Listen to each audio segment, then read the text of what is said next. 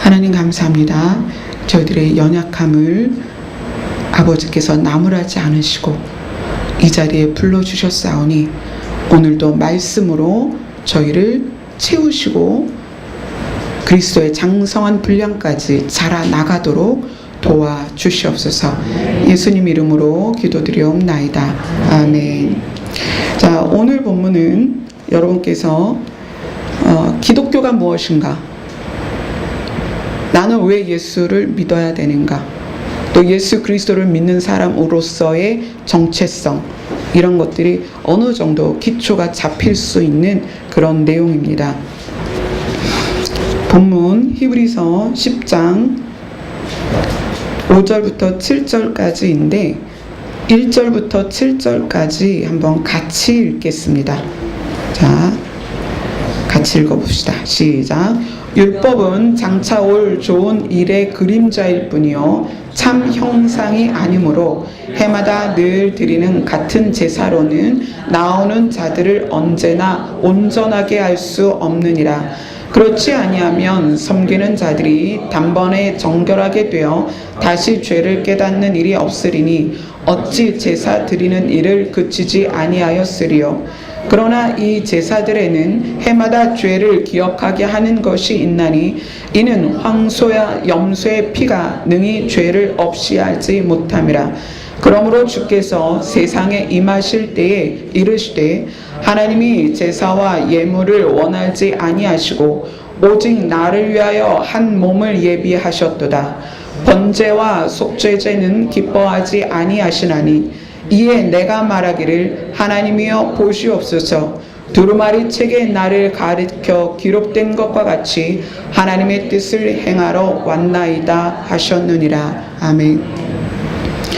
오늘 본문 말씀은 이 5절에서 7절까지는 굉장히 중요한 말씀이에요. 뭐에 대한 말씀이냐면, 또 뭐에 관련된 말씀이냐면, 예수님이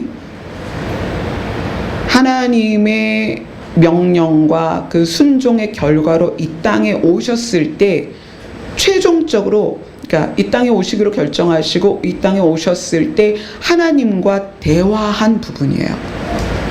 그러니까 이것이 히브리서 기자를 우리는 이제 명확하게 누구다라고는 이제 말을 못해요. 뭐 때로는 누구다 각자 의견이 있지만 히브리서 저자는 아직 정확하게는 밝혀지지 않았습니다. 그러나 히브리서 저자가 예수님과 굉장히 깊은 관계에 있었다는 것을 알 수 있는 대목이 뭐냐면 이 부분입니다. 왜냐하면 이 부분이 다른 성경에선 이야기하지 않고 있는 부분이고 다른 성경이 이 부분을 조명하고 있지 않습니다. 다른 성경에서는. 이 부분이 왜 그렇게 중요하냐?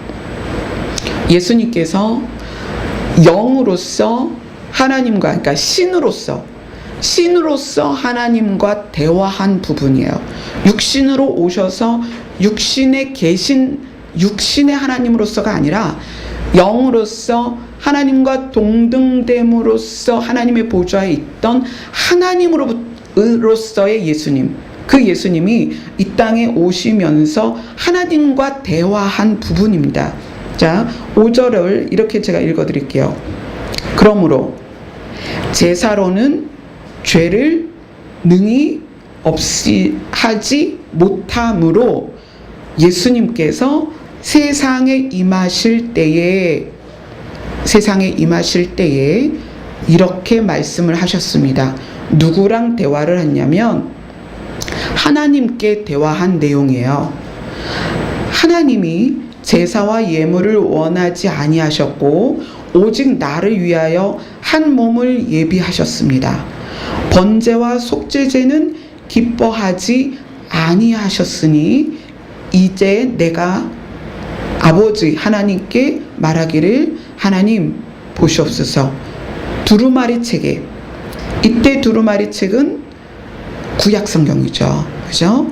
나머지 책이 써지지 않았을 때 구약 모세오경을 그 두루마리 책에 나를 가르쳐 기록한 것과 같이 하나님 아버지의 뜻을 행하러 제가 이 땅에 내려왔습니다. 그러니까 예수님이 인자로서, 사람으로서 인생을 살기 전에 하나님과의 대화한 부분이에요. 이 부분은 예수 그리스도의 정체성과 앞으로 무엇을 해야 할지를 완전히 함축적으로 밝히고 있는 부분이지만 다른 성경에는 이 부분이 나와 있지 않아요. 그래서 이 부분을 우리가 깊이 조명을 해봐야 할 필요가 있습니다. 자, 표준 새 번역은 이 부분을 이렇게 이야기하고 있습니다. 제가 읽어드릴게요. 율법은 장차 올 좋은 것들의 그림자일 뿐이요 실체가 아니므로 해마다 반복해서 드리는 똑같은 희생 제사로서는 하나님께로 나오는 사람들을 완전하게 할 수 없습니다. 만일 완전하게 할 수 있었더라면 제사를 드리는 사람들이 한번 깨끗하여진 뒤에는 더 이상 죄의식을 가지지 않을 것이고 따라서 제사 드리는 일을 중단하지 않았겠습니까? 그러나 제사에는 해마다 죄를 회상시키는 효력이 있습니다. 황소와 염소의 피가 죄를 없애줄 수 없기 때문입니다. 그러므로 그리스도께서 세상에 오실 때에 하나님께 이렇게 말씀하셨습니다. 자, 표준세 번역은 이렇게 번역을 했습니다. 황소와 염소의 피가 죄를 없애줄 수 없으므로 그리스도께서 세상에 오실 때 하나님께 이렇게 말씀하셨습니다. 하나님은 제사와 예물을 원하지 않으셨습니다. 그래서 나에게 입히실 몸을 마련하셨습니다. 하나님은 번제와 속죄제를 기뻐하지 않으십니다. 그래서 제가 하나님께 말하였습니다. 보십시오, 하나님. 나를 두고 성경에 기록되어 있는 대로 나는 하나님의 뜻을 행하러 왔습니다. 이렇게 표준 세 번역에 번역을 하고 있습니다. 그러니까 예수님이 이 땅에 오시면서 하나님과의 마지막 대화 장면입니다. 너무 멋있지 않아요?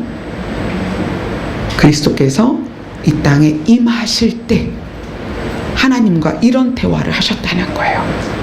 그럼 뭘 얘기하셨어요?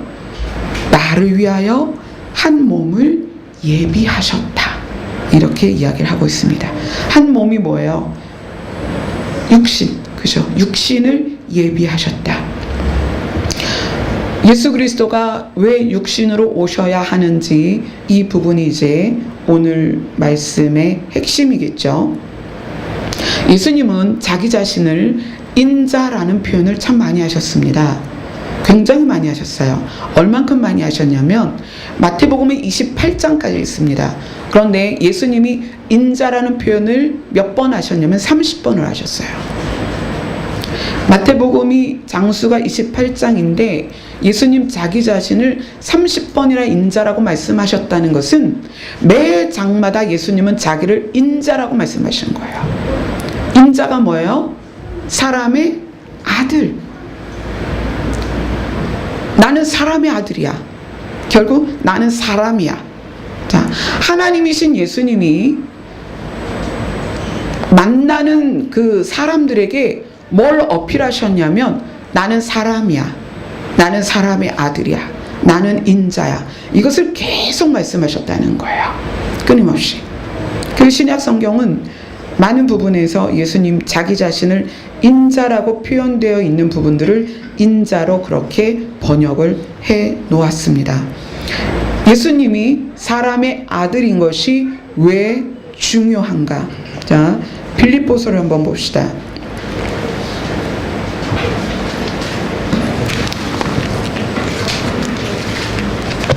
빌립보서 2장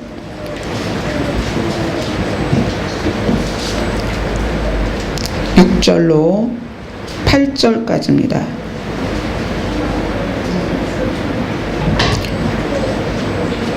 빌립보서 2장 6절로 8절입니다.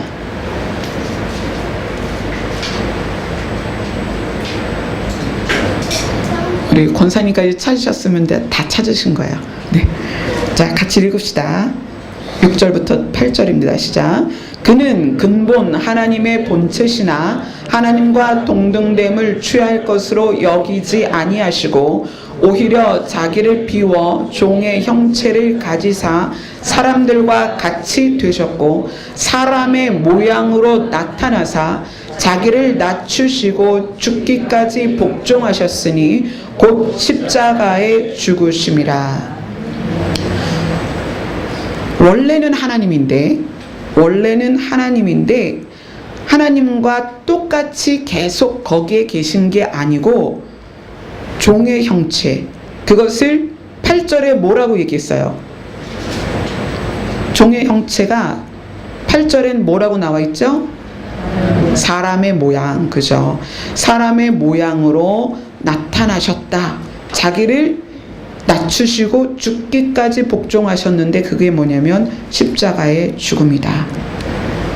그럼 이거는 이제 무슨 이야기를 하는 거냐면 지난주, 지지난주 설교들을 여러분이 기억을 하시면 훨씬 더 이 내용을 이해하기 좋으실 거예요. 아담과 하와가 에덴에서 창조되었을 때 아담과 하와가 창조되어 살기 위해서 하나님은 주변 환경을 완벽하게 창조하셨습니다. 그렇죠? 빛과 어둠과 지구, 하늘, 바다, 땅, 식물 모든 것을 완벽하게 세팅을 하시고 흙으로 사람을 만드셨어요. 그리고 그 안에 하나님의 생기를 불어넣어서 하나님의 생기가 뭐라 그랬어요? 하나님의 영의 조각이라고 그랬죠. 그것이 들어가서 사람이 돼서 살아 움직이게 됐어요. 그죠? 그랬는데 그들이 무엇을 함으로써 에덴에서 쫓겨난 거예요? 죄를 지음으로. 선과 악을 알게 하는 열매를 먹음으로. 자, 선과 악을 알게 하는 열매를 먹음으로 거기에 따르는 하나님의 심판이 뭐였냐면 죽음이었습니다. 그래서 사람은 에덴을 떠나서 그 다음부터는 죽게 되었습니다. 그런데 우리가 알아야 될 것은 이 지구라는 행성을 만드시고 지구라는 별을 만드시고 온 그 우주 전체를 세팅을 하셔서 지구가 완전하게 살 수 있도록 환경을 만드신 하나님이 사람에게 무슨 특권을 주셨냐면 아담과 하와를 만드시고 아담과 하와에게 이렇게 말씀하셨습니다. 생육해라. 번성해서 충만해라. 정복해라. 다스려라. 이것이 사람에게 주신 특권이에요. 그러니까 사람이 죄를 짓고 에덴에서 쫓겨나긴 했지만 이 특권이 유효했단 말이에요. 이 지구는 죄를 지은 인간에 의해서 어떻게 된 거예요? 생육돼서 충만해지고 정복해서 인간이 다스리는 공간이 됐죠. 그러면 하나님은 그 시대에 어떤 모습으로 계셨냐면 예수님이 이제 이 땅에 오시기 전이니까 성부 하나님, 성자 하나님, 성령 하나님 이 세 분은 관찰자 같은 입장이셨어요. 물론 적극적으로 개입도 하시고 바벨탑 사건 때는 뭐라고 말씀하셨어요? 우리가 내려가 보자 그러셨단 말이에요. 에덴에서는 어떻게 하셨죠? 동산에서 함께 거니셨습니다. 개입도 하시고 조율도 하시고 심판도 하시고 복을 주셨지만 하나님은 지구라는 곳에서의 주인으로서 누구에게 허락했냐면 사람에게 허락을 하신 거예요. 이 지구는 사람이 자기들의 노력에 의해서 살 수 있도록 조성된 곳입니다. 그런데 죄에 의해서 이제 그 죄를 관할하는, 죄를 짓게 하는 악에 소용되는 사탄이 이 세상을 장악하고 있죠. 인간의 죄 때문에 사탄에게 이 세상이 놓여진 게 된 거죠. 자, 이런 상황에서 하나님이 무엇을 계획하셨냐면 완전한 지구의 해방을 계획하시는 거예요. 자, 보세요. 지구가 있고 삼층천이 있습니다. 이곳엔 누가 계신 거예요? 하나님이 계시고요. 또 그동안 하나님을 믿고 예수님을 믿는 사람들이 가는 낙원이 있습니다. 그리고 또 한 공간이 있어요. 무슨 공간이 있냐면 예수님이 강도에게 그런 얘기 하셨죠. 너가 오늘 나와 함께 낙원에 있을 것이다 라고 얘기하셨는데, 그럼 이쪽 강도는 어디로 갔겠어요? 음부로 갔겠죠. 그러니까 지구라는 것이 존재하고 음부가 있고, 그 다음에 삼층천, 바울이 갔다 온 삼층천, 그 삼층천에는 낙원이 있어서 믿다가 죽은 성도들이 지금 계속 거기에 가 있습니다. 자, 이 상황에서 계시록의 일이 진행되지 않으면 지구는 여전히 죄악 가운데 계속 부패하고 또 병들어가면서 존재할 것이고, 음부에는 안 믿는 사람들이 계속 갈 것이고, 낙원에는 믿는 사람들이 계속 갈 것이고, 이것이 그냥 계속 가는 거예요. 그런데 하나님이 애초에 에덴을 창설하실 때의 목적이 있었습니다. 그 목적이 뭐예요? 하나님이 영으로 만들어진 천사를 만드실 때, 이 천사를 만드신 이유는 하나님을 수종들게 하려고 만드신 거예요. 그죠? 그런데 에덴을 창설하시고 사람을 만드신 이유는 그게 아닙니다. 사람은 왜 만드셨어요? 하나님께서 사랑을 나누는 존재로서 사람을 만드신 거예요. 그러니까 이 지구라는 곳을 하나님이 그대로 두신다면 끊임없이 누군가는 음부로 가고 끊임없이 누군가는 낙원으로 가면서 이 상태가 유지되는 거예요. 그래서 하나님께서 계획을 하시는데, 어떻게 계획을 하시냐면 이것을 종결시키는 거예요. 이 상태, 어떤 상태? 끊임없이 누군가는 죄를 짓고 지옥에 가고 끊임없이 누군가는 천국에 가는 이 지구의 상태를 최종적으로는 종결시키기를 원하시는 거예요. 그 종결시키는 그 프로젝트의 첫 단계가 뭐다? 하나님이 육신으로 이 땅에 오시는 거라는 거예요. 왜냐하면 사람이 죄를 지었기 때문에 사람이 지은 죄를 사람으로 갚지 않으면 해결이 안 돼요. 그러니까 오늘 읽은 말씀 앞에 그렇게 얘기하죠. 황소도 염소도 사람의 죄의 값을 치를 수 없다는 얘기예요.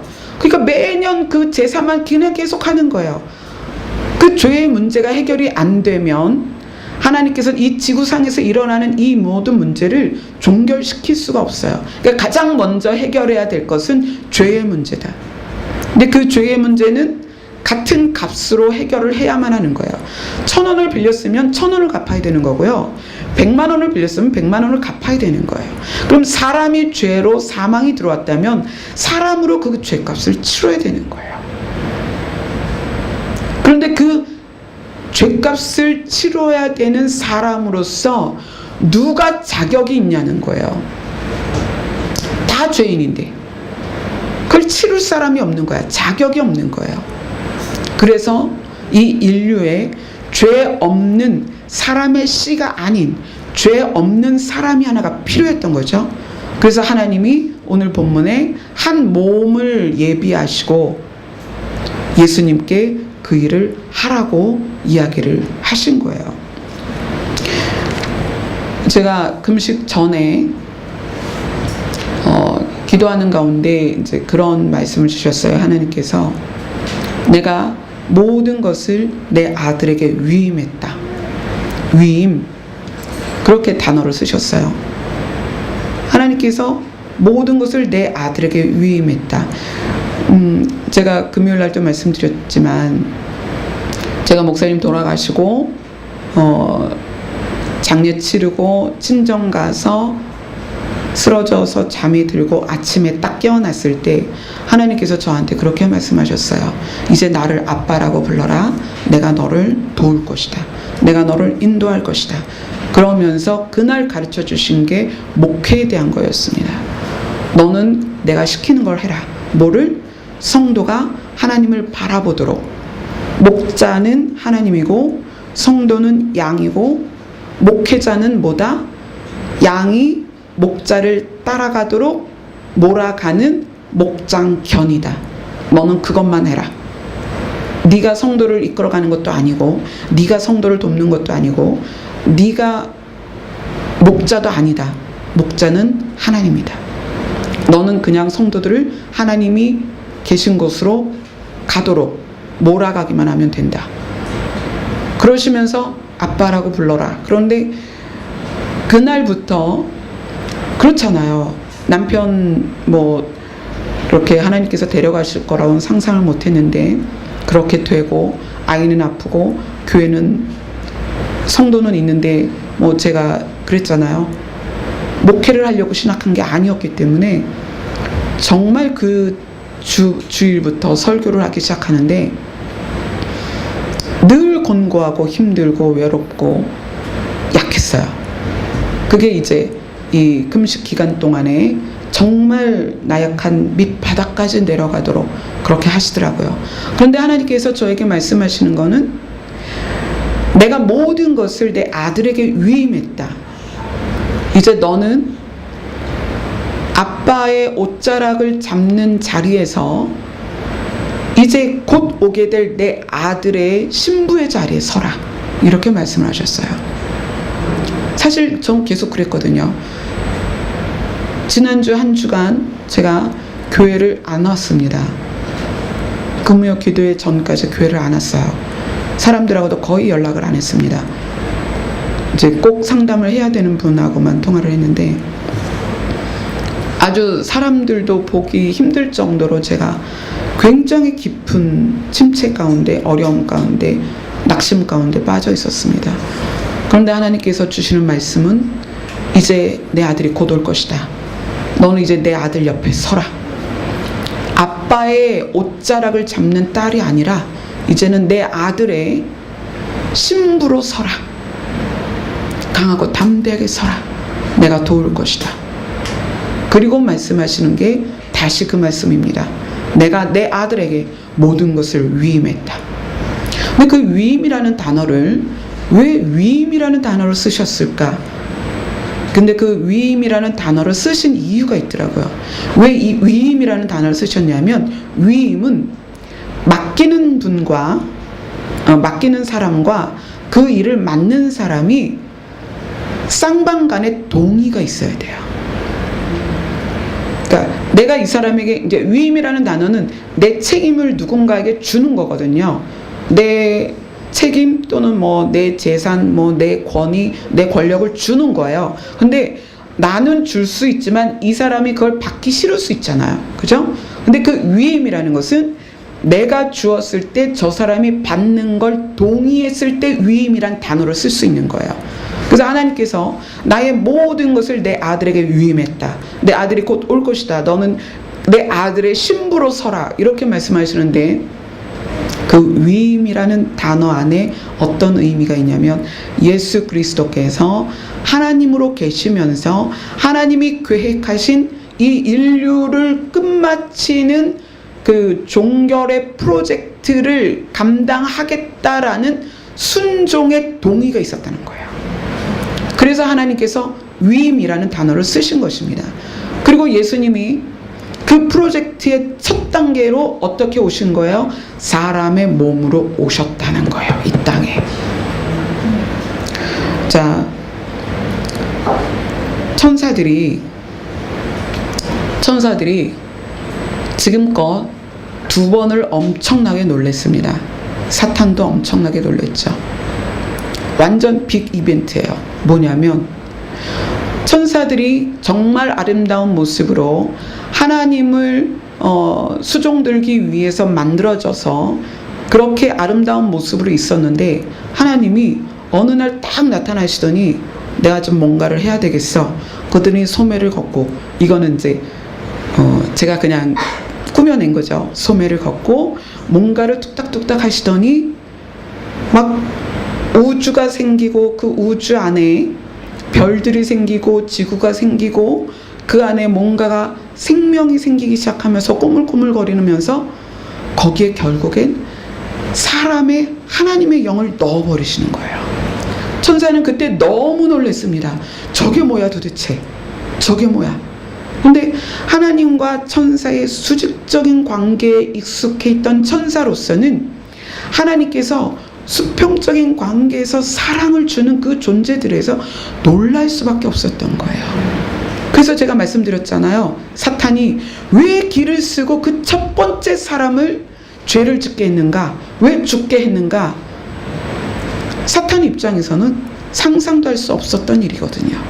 하나님이 누군가를 사랑한다는 거, 누군가를 예뻐하는 거, 보기에 심히 좋았더라. 얼마나 좋았으면 하나님이 그렇게 표현하셨겠어요. 그래서 그렇게 했는데,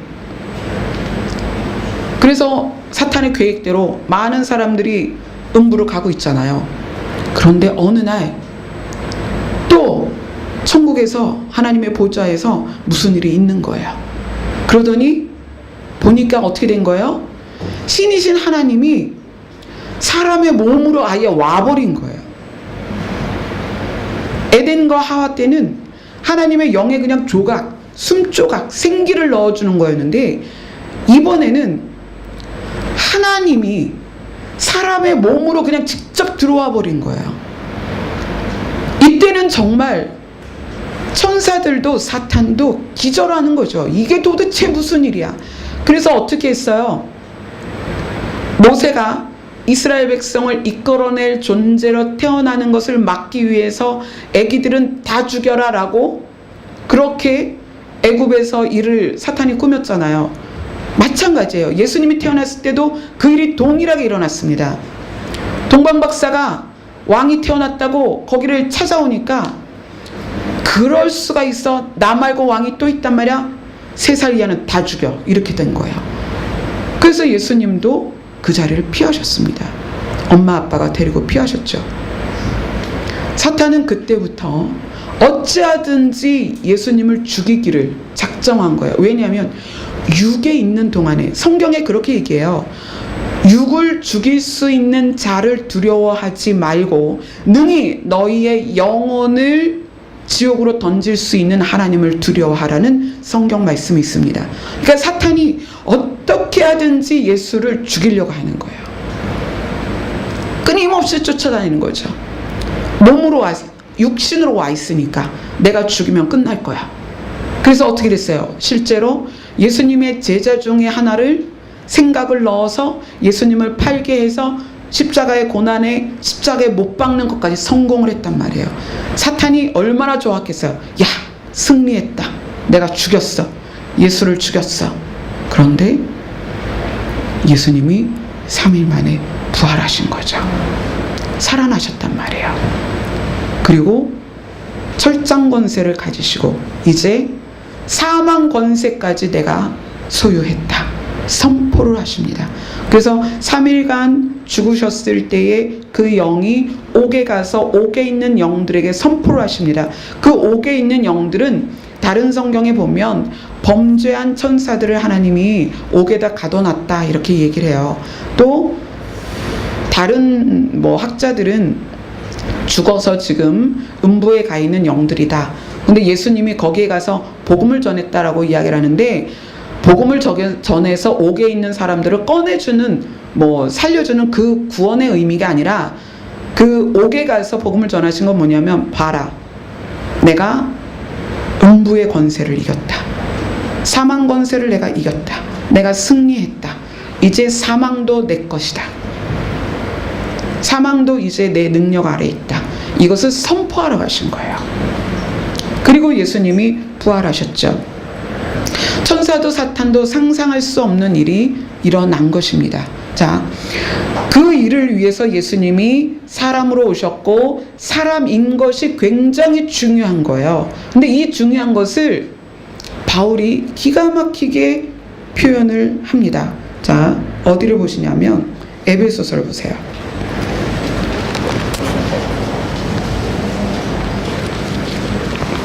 에베소서 5장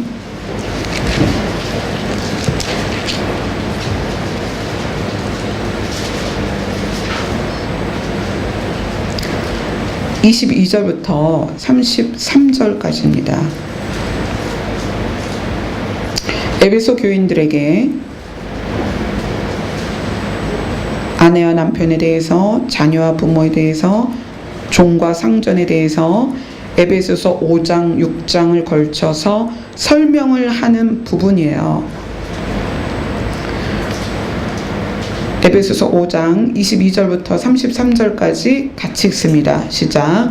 아내들이여 자기 남편에게 복종하기를 주께 하듯 하라. 이는 남편이 아내의 머리됨이 그리스도께서 교회의 머리됨과 같음이니 그가 바로 몸의 구주시니라. 그러므로 교회가 그리스도에게 하듯 아내들도 범사에 자기 남편에게 복종할지니라. 남편들아 아내 사랑하기를 그리스도께서 교회를 사랑하시고 그 교회를 위하여 자신을 주심같이 하라. 이는 곧 물로 씻어 말씀으로 깨끗하게 하사 거룩하게 하시고 자기 앞에 영광스러운 교회로 세우사 티나 주름 잡힌 것이나 이런 것들이 없이 거룩하고 흠이 없게 하려 하심이라. 이와 같이 남편들도 자기 아내 사랑하기를 자기 자신과 같이 할지니 자기 아내를 사랑하는 자는 자기를 사랑하는 것이라. 누구든지 언제나 자기 육체를 미워하지 않고 오직 양육하여 보호하기를 그리스도께서 교회에게 함과 같이 하나니 우리는 그 몸의 지체임이라. 그러므로 사람이 부모를 떠나 그의 아내와 합하여 그 둘이 한 육체가 될지니 이 비밀이 크도다. 나는 그리스도와 교회에 대하여 말하노라. 그러나 너희도 각각 자기 아내 사랑하기를 자신같이 하고 아내도 자기 남편을 존경하라. 자, 바울이 아내와 남편의 관계를 쭉 이야기를 합니다. 서로 사랑해야 돼, 사랑해야 돼 쭉 이야기를 하다가 31절, 32절에서 엄청난 비밀을 이야기하는 거예요. 그러므로 사람이 부모를 떠나 그의 아내와 합하여 그 둘이 한 육체가 될지니 이 비밀이 크도다. 여기에는 비밀이 있어. 여긴 정말 놀라운 비밀이 있는데 무슨 비밀이냐면 나는 그리스도와 교회에 대하여 말하는 거야.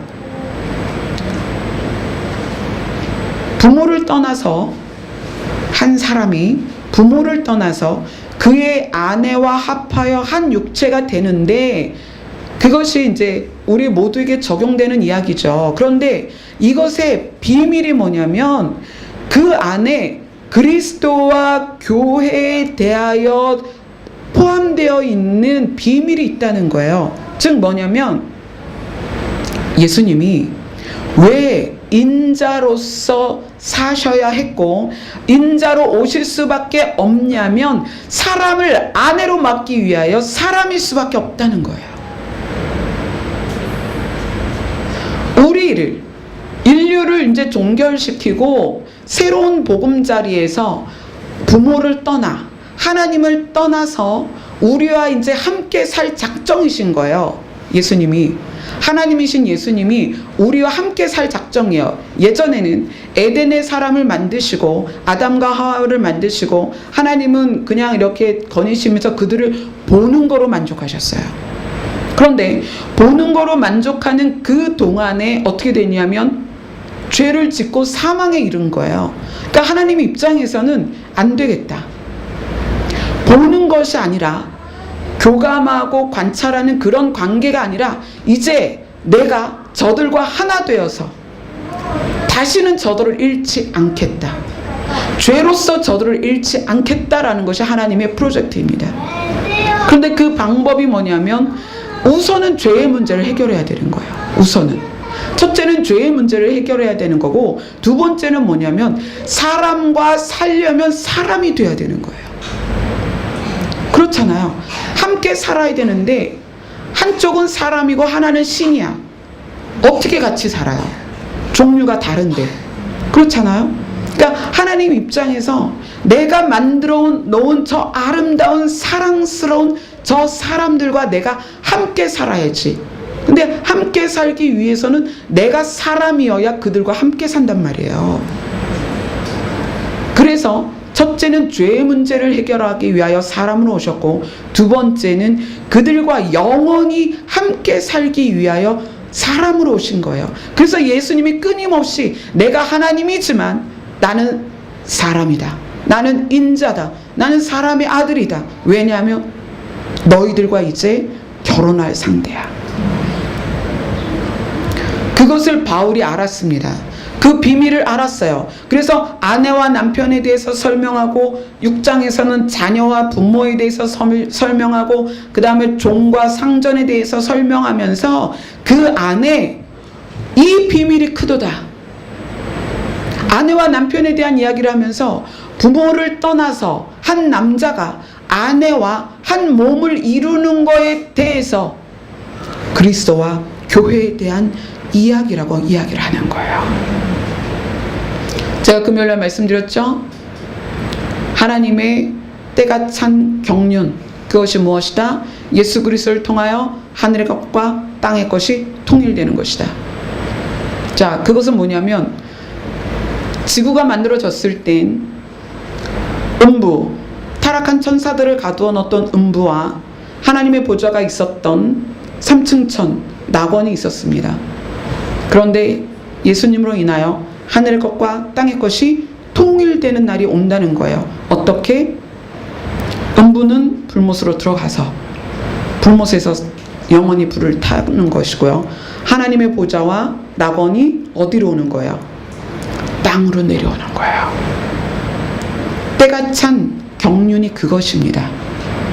하늘의 것과 땅의 것이 통일되는 것. 성경에 그것이 어디 나와 있느냐고요? 봅시다. 계시록을 가보겠습니다. 계시록 21장입니다.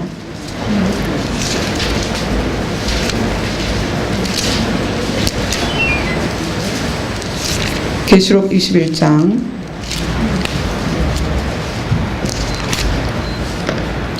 계시록 21장은 새하늘과 새 땅에 대한 이야기입니다. 새하늘과 새 땅이 어떻다? 21장 1절, 2절을 한번 읽어볼까요? 시작. 또 내가 새하늘과 새 땅을 보니 처음 하늘과 처음 땅이 없어졌고 바다도 다시 있지 않더라. 또 내가 보매 거룩한 성 새 예루살렘이 하나님께로부터 하늘에서 내려오니 그 준비한 것이 신부가 남편을 위하여 단장한 것 같더라. 자, 때가 찬 경륜에 의하여 하늘의 것과 땅의 것이 통일되는 장면입니다. 하늘에서부터 하나님의 보좌가 내려오는데 하나님께서 그 새하늘과 새 땅에 함께 계신다는 이야기가 22절, 23절에 나옵니다. 계시록 21장 22절, 23절 같이 읽겠습니다. 시작. 성 안에서 내가 성전을 보지 못하였으니 이는 주 하나님 곧 전능하신 이와 및 어린 양이 그 성전이심이라. 그 성은 해나 달의 비침이 쓸데없으니 이는 하나님의 영광이 비치고 어린 양이 그 등불이 되심이라. 하나님께서 이 인류를 종결시키고 새하늘과 새 땅을 만드시고 새하늘과 새 땅을 만드신 다음에 이제는 하늘의 것이 내려와서 통일돼야 되잖아요. 하늘의 것이 내려오는데 새 예루살렘 성이 내려오는 거예요. 성이 내려오는데 성전은 없더라. 왜? 하나님 자신이 성전이시니까. 자, 그걸 여러분 이렇게 이해하셔야 됩니다. 다윗이 자기 평생의 소원이 뭐였어요? 성전을 짓는 거였죠. 왜죠? 그곳에 여호와께서 계시기로 약속하셨기 때문에. 결국 아들에 의해서 그 소원이 이루어졌습니다. 그러나 이 땅에 있는 성전은 하나님의 임재만 있을 뿐이지 하나님 자신이 오시는 게 아니에요. 그죠? 그런데 이 새하늘과 새 땅에 내려오는 새 예루살렘 성에는 성전이 필요 없다. 왜? 하나님 자신이 내려오셨다는 거예요. 하나님 자신이. 그래서 예수 그리스도가 우리에 대하여 어떤 존재냐면 모든 인류를 신부로 삼으시는 신랑으로서 이 땅에 오시는 것입니다. 그런데 사람의 신랑이어야 하기 때문에 사람으로 오시는 거예요.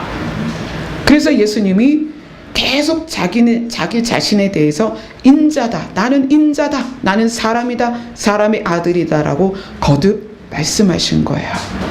자, 그 예수님이 어떤 특권을 가지시냐면, 예수님의 특권을 가지시면 예수님의 신부인 여러분이 어떤 존재인지 이제 아시는 거예요. 자, 마태복음에 예수님을 인자라고 표현한 부분이 가장 많거든요.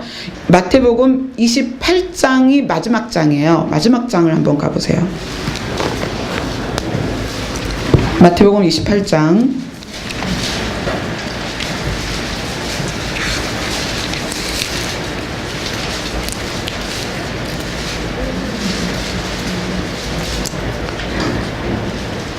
18절입니다. 18절, 우리의 신랑 되신 예수님께서 우리에게 말씀하십니다. 마태복음 28장 18절, 마태복음을 마무리하면서 인자이신 예수님이 이렇게 말씀하십니다. 같이 읽겠습니다. 시작. 예수께서 나와 말씀하여 이르시되 하늘과 땅의 모든 권세를 내게 주셨으니. 아멘. 천국 보좌에 있었던 권세와 이 땅에서 사람에게 주셨던 특권과 또 사단에게 넘어갔던 특권들, 이 모든 것을 통틀어서 예수님께 주셨다는 거예요. 예수님 자기 자신이 이렇게 선포합니다. 하늘과 땅의 모든 권세를 내게 주셨다. 다른 성경에서는 또 무슨 얘기를 하냐면, 요한복음에서는 만민을 다스리는 권세를 받았다라고 말씀하시고요. 그 다음에 누가복음에서는 죄를 사하는 권세를 받았다. 베드로전서에는 이렇게 말합니다. 하나님 우편에 앉아 계시는데 천사들도 권세들도 능력자들도 어떻게 하더라? 복종하더라. 예수님께 복종하더라. 왜? 이 땅에서 그 모든 일을 이루시고 최종적인 일을 이루기 위해서 사람들한테 얘기하셨죠. 너희들의 거처를 예비하러 간다. 가셨습니다. 가셔서 하나님의 우편에 앉아 계셨을 때에 모든 권세들이 예수님께 복종하더라는 거예요. 그분이 계시록에서는 이렇게 예수님을 정의합니다. 만왕의 왕, 만주의 주. 그분이 사람의 아들로 오시는 이유는 여러분과 함께 살려고 오신 거예요. 많은 대가를 치르셨죠. 많은 대가를, 수치를 당하시고 모욕을 당하시고 찢기시고 상하시고 창에 찔리시고 가시관을 쓰시고 십자가에 매달리셔서, 그 패션 오브 크라이스트 예수님 역할을 맡았던 사람이 실제로 갈비뼈가 부러지고 그 역할을 하면서 그 십자가에 매달리면서 실제로 뼈들이 어긋나서 숨을 쉴 수 없는 지경이 되고, 예수님의 고난에 자기가 동참하면서 많은 그 영적인 경험들을 하고 그가 나중에 그것을 간증을 하더라고요. 예수님이 왜 그 대가를 치르셨는가? 왜? 여러분은 간혹 나는 정말 쓸모없는 존재 같고, 나는 왜 이렇게 생겼는지 모르겠고, 나는 어쩌다가 이런 집안에서 태어났는지, 나는 어쩌다가 이것밖에 못 배웠는지 그럴 수 있지만, 내가 나 자신을 사랑하지 않는 나 자신을 예수님은 평생 영원히, 시간이 없는 곳에서 영원히 함께 살기 위해서 그 모든 고난을 감수하셨다는 거예요. 예수님께서 그 프로젝트를 제안하셨을 때 예수님이 어떤 엄청난 과정을 겪어야 되는지 아셨지만 사람들을 너무나 사랑하셨어요. 창세 이후로 모든 인류를 예수님은 너무나 사랑하셨어요. 그래서 그것을 수락하십니다. 네, 기꺼이 내가 그 고통을 감수하겠습니다. 내가 만들어 놓은 그 사람 안으로 들어가겠습니다. 내가 그 종의 형체로 들어가겠습니다. 내가 만들어 놓은 사람에게 내가 고난을 당하겠습니다. 내가 생명을 준 그 존재에게 내 생명을 잃겠습니다. 왜냐하면 내가 그들을 너무나 사랑하니까. 아버지가 그들을 사랑하는 것처럼 나도 그들을 사랑합니다. 내가 기꺼이 그 역할을 하겠습니다. 그리고 그 대가로 그들을 얻어서 남편이 아내와 한 몸을 이루듯이 부모를 떠나 살림을 차리는 것처럼 내가 그들과 함께 살겠습니다. 영원히. 그래서 구약의 시대에 하나님께서는 사람을 어떻게든 살리고 싶어서 율법을 주셨습니다. 얘들아, 이건 죄야. 이건 죄야. 그렇게 살면 안 돼. 이 죄를 지으면 너희들이 심판을 받아. 그런데 사람들은 너무나 악해서 하나님이 주신 율법을 악하게 사용했습니다. 결국 말라기 이후에 400년의 그 하나님의 깊은 고민 끝에 예수님은 하나님의 제안을 받으셨고, 오늘 본문 말씀으로 예수님이 말씀하셨습니다. 하나님, 제사로는, 황소와 염소의 피로는 저들의 죄를 도무지 씻을 수가 없습니다. 저들은 끊임없이 죄를 짓고 끊임없이 타락하면서 자기들의 죄값을 열매로 먹으면서 하나님이 어디 있냐고 이야기를 합니다. 하나님이 있다면 이 세상이 어떻게 이럴 수 있냐고 이야기를 합니다. 저들이 10계명만 지켰어도, 여러분이 10계명만 지켜도 이 땅이 이렇게 타락하지 않습니다. 왜 이렇게 병들어가고 전쟁의 소문이 있고 먹을 것들이 다 부패하고 지금 살충제 계란 때문에 난리가 났죠? 왜들 그래요? 그 단순하게 10가지 조항인 10계명도 못 지키는 사람들이 이 세상에 살고 있다는 얘기예요. 그런데 그들이 하나님을 향하여 원망합니다. 하나님이 있다면 이 땅이 어떻게 이렇게 타락하냐고요? 사람들의 죄악의 결과입니다. 악함의 결과를 자기들이 먹으면서 하나님을 원망하는 거예요. 그럼에도 불구하고 더 이상 죄 가운데 둘 수 없기 때문에 예수님이